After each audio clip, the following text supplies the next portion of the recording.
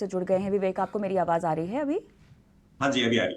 Okay, तो मैं बाजार का दायरा जानना चाहती थी आपसे, और किस दायरे को तोड़ने के बाद हम 20,000 के पार टिका हुआ रह पाएंगे।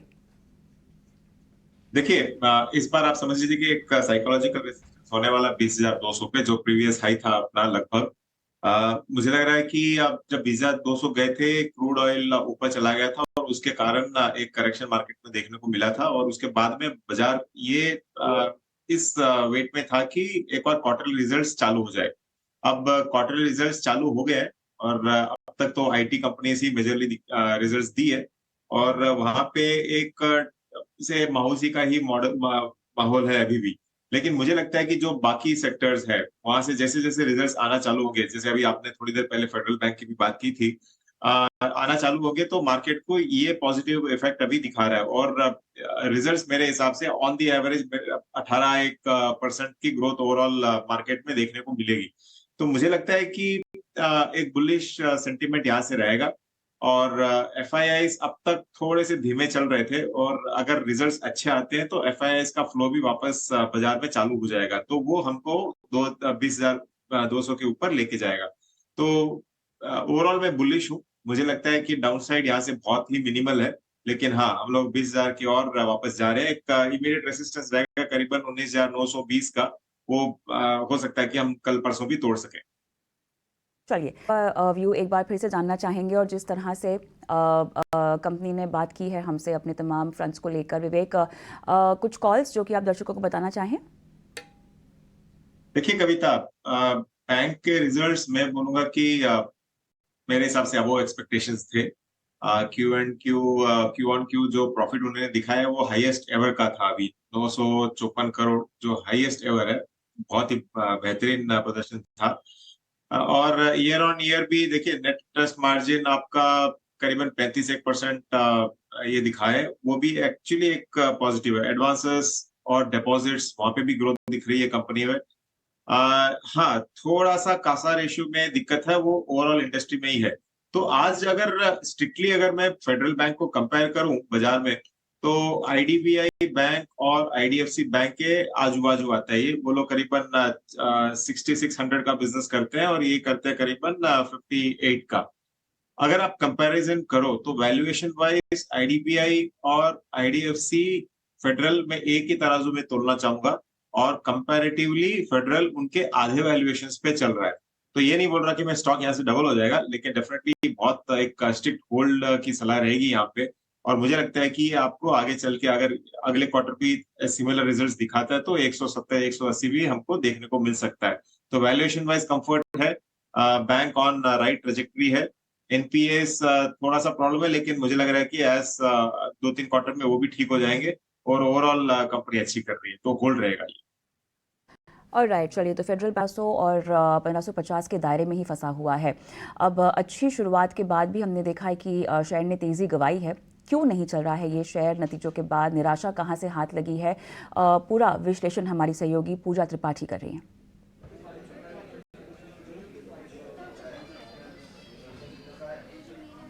पूजा। बिल्कुल। तो अभी एचडीएफसी बैंक में कहाँ कहाँ चिंता बाकी है, इसकी 5 बड़ी वजह हैं।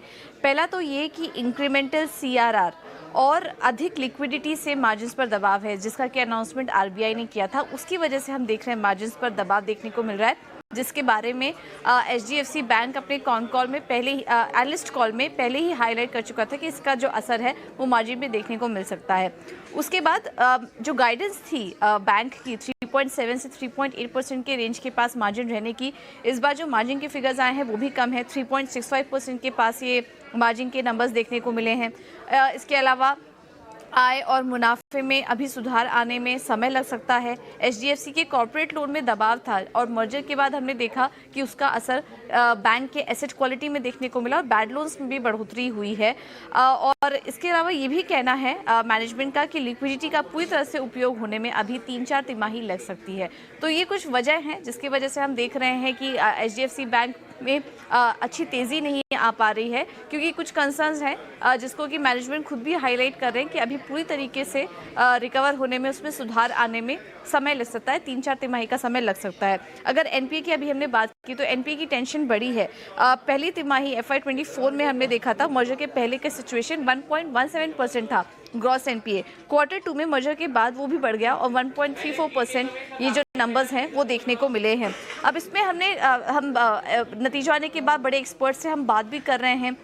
हमने महंतेश सबरत जी से भी बात की थी। उनका कहना है कि 18 से 20% की ग्रोथ बनाए रखना अभी फिलहाल संभव नहीं है। संजीव हसीन जी का कहना था कि लंबी अवधि के निवेश के लिए अभी ज़रूर खरीद सकते हैं, इसको थोड़ा कंसर्न रहेगा, लेकिन लंबी अवधि के लिए यहाँ पर नजर रख सकते हैं। राहुल मलानी का भी कहना है कि 12 से 15 महीने में शेयर की री रेटिंग होने की संभावना है। तो ये कुछ एक्सपर्ट से भी कॉमेंट निकल कर आ रहे हैं और कुछ फैक्टर्स हैं जिसकी वजह से हम देख रहे हैं कि HDFC बैंक के शेयर में उतनी तेज़ी आज नहीं दिखाई दे रही है। चलिए, शुक्रिया पूजा पूरे एनालिसिस के लिए। विवेक बताइए, अब दर्शकों को क्या करना चाहिए?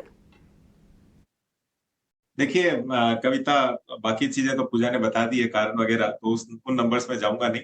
लेकिन जो करीबन आज HDFC बैंक का बुक वैल्यू है 523 करीबन रहेगा। और अगर आप देखो प्राइस टू बुक, ये करीब चल रहा है अराउंड 2.9x, जो मुझे लग रहा है कि वैल्यूएशन वाइज काफी कंफर्टिंग लेवल्स है। और ऑफ कोर्स कंपनी ने 15,000 करोड़ से ज्यादा मुनाफा दिखाया था, लेकिन वो कंपैरेबल नहीं है क्योंकि मर्जर के बाद ये फर्स्ट रिजल्ट है। तो अगले 2-3 क्वार्टर में, जैसे पूजा ने भी कहा था, बैंक सेटल होते हुए दिखेगा। लेकिन देखिए दिग्गज बैंक है पहली चीज, और मुझे लगता है कि आज के सिचुएशन में जो बाजार का सिचुएशन है, लार्ज कैप में आपको ये मोस्ट डिफेंसिव स्टॉक के रूप में लेना चाहिए, जहां पे डाउन साइड तो बहुत ही मिनिमल है। मतलब कोई भी अगर पैनिक भी आता तो हो सकता है ये 1450 चले जाए मैक्सिमम, उससे ज्यादा जाएगा नहीं। लेकिन अपसाइड में मुझे लग रहा है कि ये आपको 1900 से लेके 2000 रुपए आराम से दिखा देगा। और एक और चीज कभी भी दिमाग में मतलब याद रखो कि अच्छे भाव और अच्छी खबर साथ में नहीं आते हैं। अगर जब HDFC बैंक के नंबर्स बेटर हो जाएंगे अगले 2-3 तिमाही में, तो आपको दिखेगा कि स्टॉक ऑलरेडी ऊपर काफी भाग चुका है। तो अभी आपको मौका है, ये एक्यूमुलेशन जोन में है और यहाँ पे धीरे धीरे आपको बाई ही करना चाहिए। तो मैं तो बुलिश हूँ, बाई रिकमेंडेशन रहेगा ये आपको करीबन 2000 रुपए टारगेट के लिए। ये 2000 रुपये का टारगेट और एक्यूमुलेट करना आपको जारी रखना चाहिए, और थोड़ा सा अपना नज़रिया आपको तिमाही के आसपास का रखना होगा। 2000 आप किस ड्यूरेशन के लिए बोल रहे हैं विवेक? देखिए मेरे हिसाब से ये 2 क्वार्टर में न्यूज पूरी सेटल हो जाएगी और दिखेगा कि 2 क्वार्टर के बाद ये हो सकता है कि 1700-1800 पे ट्रेड करे। तो साल भर के अंदर 2000 रुपये भी अगर मिलता है तो वो करीबन 30-35% बनता है, विच इज फेयर टारगेट। तो एक लार्ज कैप में आपको अगर 31% बन जाए एक साल में, तो बहुत ही अच्छा रिटर्न है। एक साल के नजरिए के साथ आप इसको बाई कीजिए। चलिए, तो 2 तिमाही का नज़रिया और 2000 का टारगेट। आगे बढ़ते हैं और अब बात बजाज हिंदुस्तान को मिली बड़ी राहत की। कंपनी के खिलाफ SBI दिवालिया याचिका वापस लेगी और साथ ही बजाज हिंदुस्तान ने सभी बकाया को भी चुका दिया है। और इस खबर को आइए समझ लेते हैं हमारे सहयोगी अंकुर मिश्रा से। अंकुर बताइए। जी हाँ, करीब 1 साल से ज्यादा इंसॉल्वेंसी प्रोटेक्शन जो फाइल की थी स्टेट बैंक ऑफ इंडिया ने, अब सोर्स हमें यही बता रहे हैं कि फाइनली ये जो पिटीशन है वो विड्रॉ हो सकती है। ये बजाज हिंदुस्तान के लिए बड़ी महत्वपूर्ण खबर है, क्योंकि आपको याद होगा पिछले साल जून तिमाही में लगभग सभी लेंडर्स ने बजाज हिंदुस्तान शुगर्स को एनपीए घोषित किया था। और ये क्यों घोषित किया था? क्योंकि उन्होंने रिपीटेड पेमेंट्स में यहां पर डिफॉल्ट हुआ था। एक बार जो ये एनपीए टैग हो गया, उसके बाद रेजोल्यूशन प्रोसेस स्टार्ट हुआ और स्टेट बैंक ऑफ इंडिया ने डिसाइड किया कि वो फाइनली इनको इलाहाबाद एनसीएलटी में ड्रैग करेंगे इंसॉल्वेंसी के लिए। और तब से ये प्रोसीडिंग्स चल रही हैं। अब हमें ये पता चला है कि 12 अक्टूबर को एक पेमेंट हुआ है, लेकिन ये पेमेंट में क्या टर्म्स ऑफ कंडीशन है ये हमें नहीं पता है। लेकिन इतना जरूर है कि स्टेट बैंक ऑफ इंडिया 1 हफ्ते के भीतर इंसॉल्वेंसी पिटीशन से बाहर करने के लिए, मतलब इंसॉल्वेंसी से निकालने के लिए एक पिटीशन मूव कर सकता है। और फाइनली इस पे जो मोहर आएगी वो इलाहाबाद एनसीएलटी से आएगी। कोर्ट ही डिसाइड करता है कि वो बाहर होगी कंपनी या नहीं, और उसके लिए जो सुनवाई है वो 25 अक्टूबर को है। शुक्रिया अंकुर इस एक्सक्लूसिव जानकारी के लिए। और विवेक, राहत की खबर तो है, लेकिन अब भी चिंताओं के बादल क्या खत्म हो चुके हैं? क्या सलाह होगी, क्या कॉशियस रहने की सलाह होगी साथ ही? कविता, काफी स्टॉक भाग चुका है। मैं थोड़ा यहाँ से केयरफुल ही रहना चाहूंगा। और अभी जैसे आपके सहयोगी ने कहा था कि कैसे पेमेंट हुआ है, ये अभी तक ध्यान नहीं है। और अगर ये कैश पेमेंट हुआ है, तो अगर कंपनी के पास कैश था या फिर प्रमोटर्स के पास था, तो अब तक ये लोग क्यों नहीं पेमेंट कर रहे थे? तो कुछ सवाल है मेरे दिमाग में, जिसके कारण मैं फिलहाल अवॉइड ही करना चाहूंगा। देखिए, शुगर स्पेस में बाकी बाकी कंपनीज है, रेणुका वगैरह, जो काफी फंडामेंटली भी स्ट्रांग कंपनीज है।